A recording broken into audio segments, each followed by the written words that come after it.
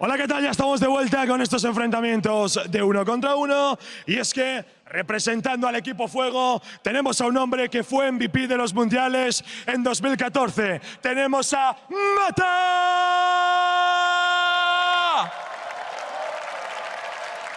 Well, you might have heard of him, but you've definitely heard of his opponent, the 1v1 king himself. The title, he's going to tumble his way to the Korean Bjergsen. It's Faker!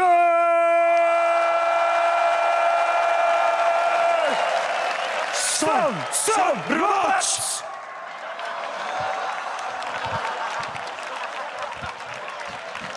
What's he actually? Faker's like, what are they doing? What What is this? He's tilted. He's tilted. That's it. He's already tilted. This was actually a long con set up by Mata, the tilt faker. He hired them. Paid off Ibai and Dash.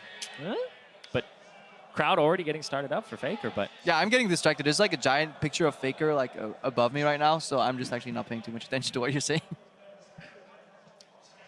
Hurts. it does. It does. I mean, Faker and Mata. We'll talk about Mata, 2014 World's MVP. Faker, 2016 World's MVP. These are both guys who were the best player in the world at one point for their role, for sure. Yeah, but Mata became the best player by knowing the best spots to ward and where to walk. Faker became the best player in the world by killing people. So that's kind of a dichotomy that they kind of need to survive right there. However, Mata, I think, is rumored to play different roles. Allegedly, he has like different accounts that he ranks up all the way to Challenger in different roles, kind of the role-specific accounts. So he knows how to play almost every single champion. And he's also no stranger to the Howling Abyss. Exactly. There's a shot. Yep. Anyway, we do want to hear a little bit more about how he loves the Howling Abyss. So we're going to throw it over to Mata to get his opinion. 개인적으로는 제가 칼바람 나락에 대해서 자부심이 엄청나기 때문에 이번에 좀 잘하고 싶네요. 제가 시즌 2부터 나와가지고 사실 랭크보다 약간 좋아했던 게임이 그 미드 5대5 아람전인데 이번에 그냥 캐리하고 싶네요. I feel like I've been doing everything wrong in my life. Yeah, that last thing we did wasn't very good. I mean, except for the really awkward toss. So like, I've told myself I'm too old to play the game. 28-year-old guy wins only sin. I focus so much on rank, calling like ARAM a waste of time. And the best support in the world says ever since season 2, he's kind of just playing ARAMs all the time. He likes it more than rank. So maybe that's the approach. Oh, yeah! Let's go! Oh, they actually did. They locked it. Faker, I mean, he accepted duels where it was mirror match and Nivea against Froggen last year. Faker, he is susceptible to challenges. I mean, Faker has to accept. You don't want to have a story of like, yes, I challenged Faker to a duel, and he was too afraid to accept it. Yeah, and I think as well, another thing is, in Faker's position though, when you accept somebody's duel, you have more to lose than them. Because if they beat Faker, they beat Faker. You lose, it's like, Proposing Faker to a mirror match is always a win-win. Yeah. If he denies, you actually have a story where you won a little bit, and if not, it's still on your terms. Like, it's the best shot you have to win. Exactly. And if you lose against Faker, nobody's going to hold that against you, right? And that's actually a big problem with being the #1, is you have nobody to really chase anymore. And Faker, though, up against Mata, this is really interesting, because why would it be Yasuo? Mata, it's like, Mata Yasuo. It's the ultimate skill champion, though, in Korea. It's regarded as I mean, it's a champion nobody wants on his team because he goes 2 and 10. But then when he's on the opposing team, he's obviously 20-0.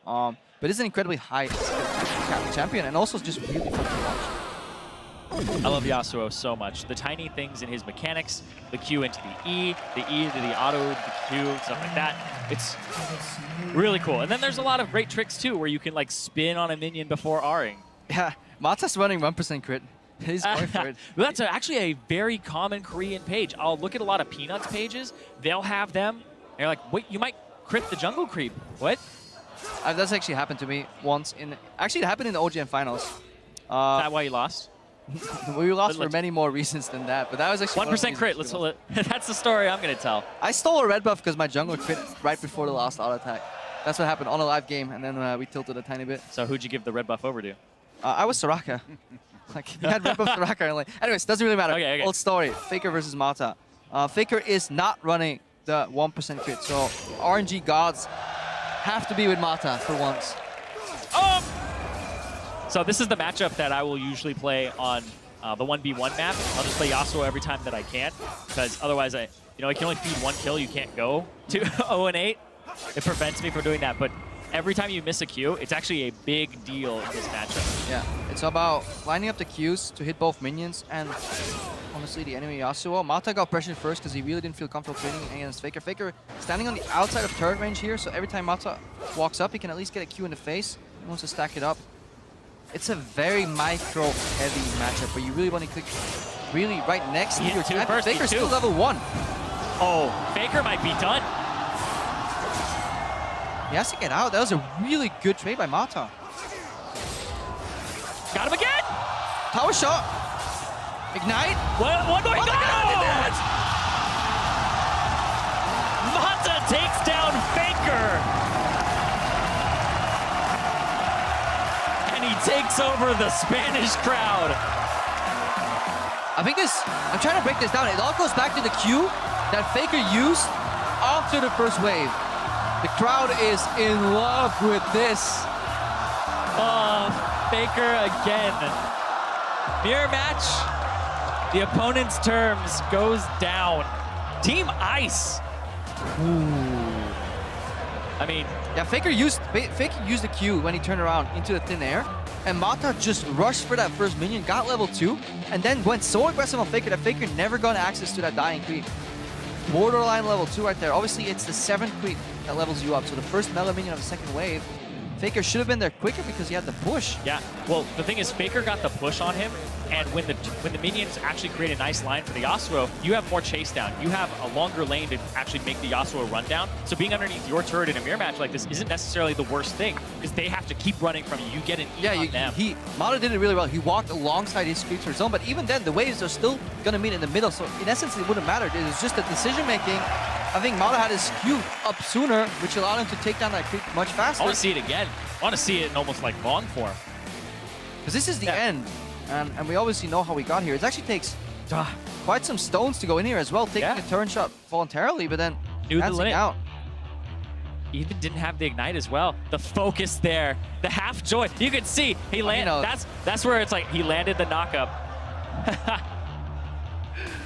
Faker's like, I always hated 1v1s anyways.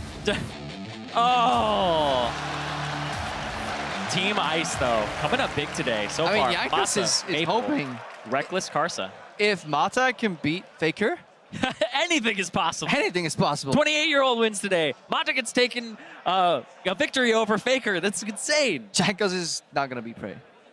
Or is he? Well, We don't know.